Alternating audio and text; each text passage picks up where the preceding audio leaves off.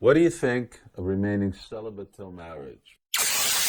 Hang on, don't cut me off. Give me a minute to explain.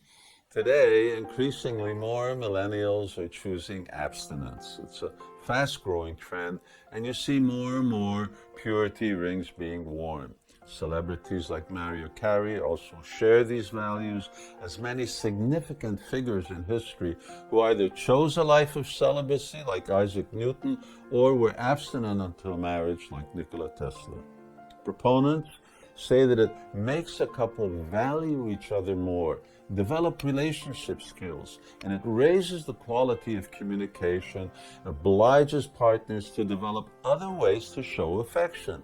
It assures a higher rate for subsequent marriage, and most importantly, that they want to save themselves for that special person with whom they will live for life.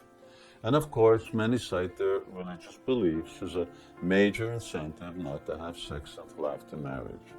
Now, I personally resonate with these reasons and the concept of abstinence.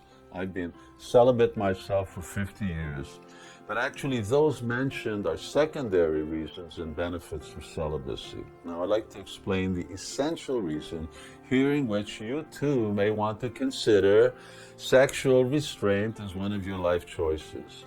Life is about self-realization.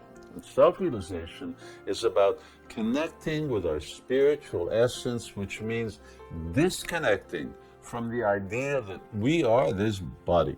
But sex, along with the intense pleasure it generates, is an activity that reinforces a mistakenly bodily identification. Now, for that reason, yoga texts emphasize that sexual activity should be controlled and limited. And here's the punchline. Sex is meant solely for begetting children. It's not about enjoyment. It's not about contraceptives, and it's certainly not about abortion. It's about having children. And that's it. Period. When a person lives a life of such abstinence, he or she can overcome the demands of the senses and overcome bodily identification and really come in tune with his spiritual essence. Now, you may say, wow, if I give up sex pleasure, what do I get in return? For me, that's like asking, if I give up drugs, what do I get in return? Certain pleasures are not conducive to spiritual life, or like drugs, even to a healthy life. We need to seek a higher standard of pleasure, and my experience is that when you give yourself purely to kirtan, for instance, to chanting the Krishna mantra, the pleasure from that far outweighs that from a short sexual interlude. So, if self-realization and spirituality are your priorities in life, then consider abstinence before marriage and sex only for having children after marriage. Take it from me, you won't be missing anything. There's a good life to be had with little or no sex.